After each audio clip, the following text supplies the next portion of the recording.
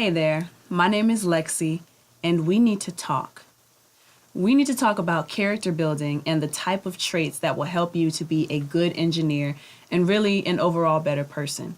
If we think about what an engineer does and how the whole recording process works, notice that the engineer only works during a session time that works best for the client, and the engineer is responsible for making sure the client records quality sound with a finished song or multiple finished songs.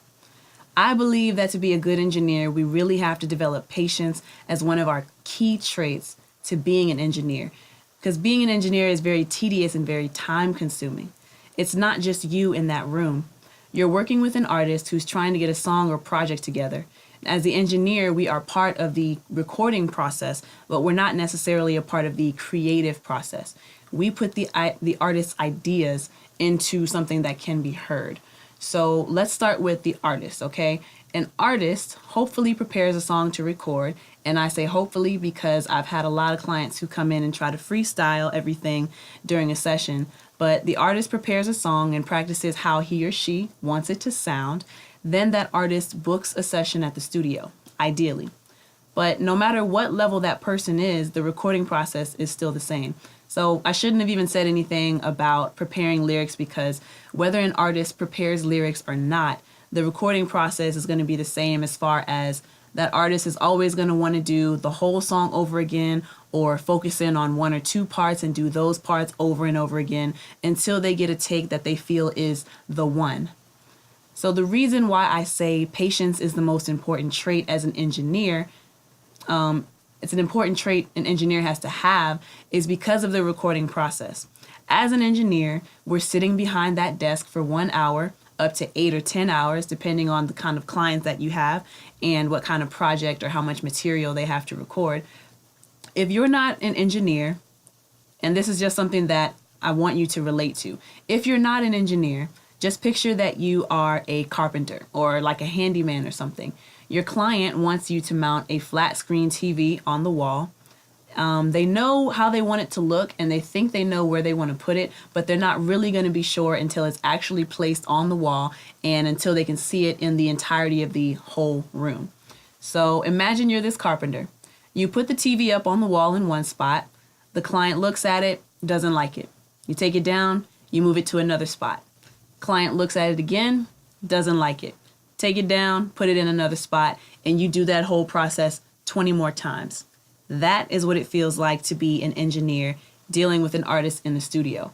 So a client comes in to do a song, just like the example I just gave you, but a client comes in to do a song, they're not entirely sure how they want it to sound until after they've tried a few options, or 20 in the case of engineers, right? So that's what engineers deal with. If you're an impatient person, you won't be able to be an engineer because you have to understand that aspect before you can truly say that you want to engineer for somebody, you want to be an engineer in a studio. You have to understand that aspect. Even though we're not the ones in that booth, we have to be extremely understanding of what artists face coming into the studio. Before an artist really starts to get to know you and before you both really start to get to know each other's work habits and work ethics, you're a stranger to that artist. What if that artist is recording a particularly personal song, something that might be very, very painful or very close and near and dear to them? They're basically pouring their heart out for a complete stranger. Some artists may be new to the studio and aren't used to being and recording in a studio, so you have to also take that into consideration. Being an engineer means we have to be patient. We have to be understanding. We have to be good listeners. You have to be willing to literally sit through the entire recording process until the artist finishes his or her time or until they feel they have a good song recorded.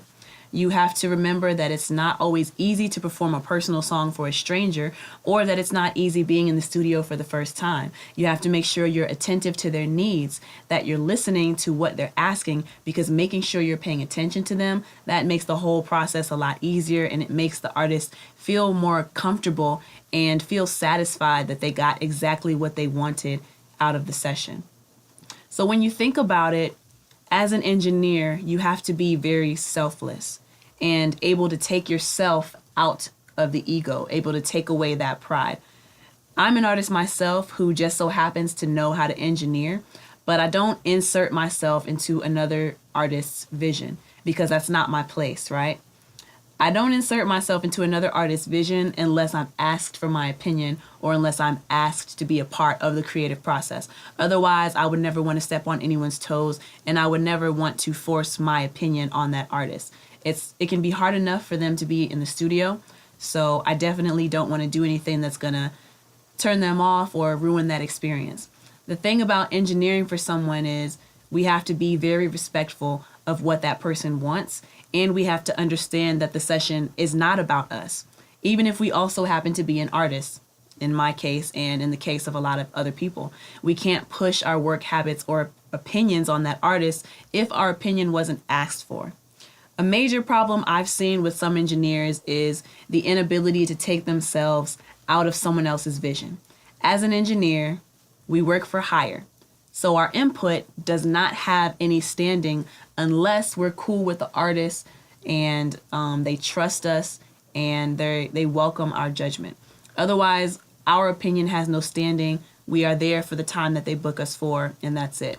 But back to my whole point of being a selfless person. When you really think about the role an engineer plays, engineers are really selfless people. Granted, we are getting paid. That's the trade-off. You're not going to get an engineer for free because that's my time. That's our time. But as engineers, we are literally there for the artist and whatever that artist wants to do. We're there for it. We're pretty freaking supportive when you think about it, right? So if you're the type of person who can't sit in one spot for a long time, engineering may not be for you. If you don't take direction well, this may not be for you. If you're not willing to do something over and over and over and over again until your client is happy with what they have, engineering just may not be in your deck of cards, all right?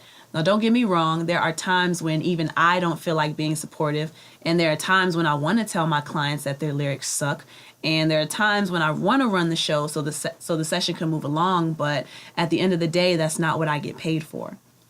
I get paid to record whatever you need me to record and to make sure your experience as my client is as comfortable as possible, as comfortable as I can make it for you, to be completely free to be creative and to not have to worry about anything else except making music in that moment during our time. That's my job. That's what I'm supposed to do as an engineer. And that's really all I have to say about that. Yeah, that's all I have to say about that. I hope you've enjoyed our talk. And I hope you have a new and better perspective on what makes a good engineer.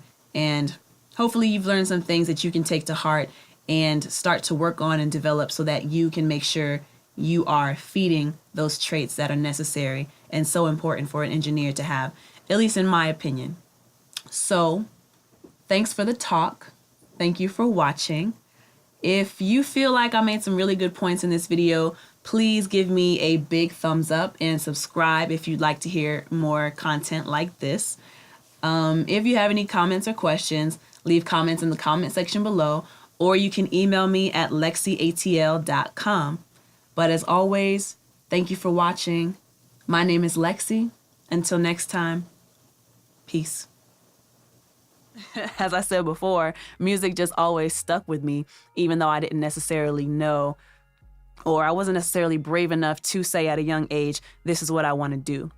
I think I always mentioned it to my family, my parents, but I was also a really shy kid growing up, so I don't think anyone really took me seriously.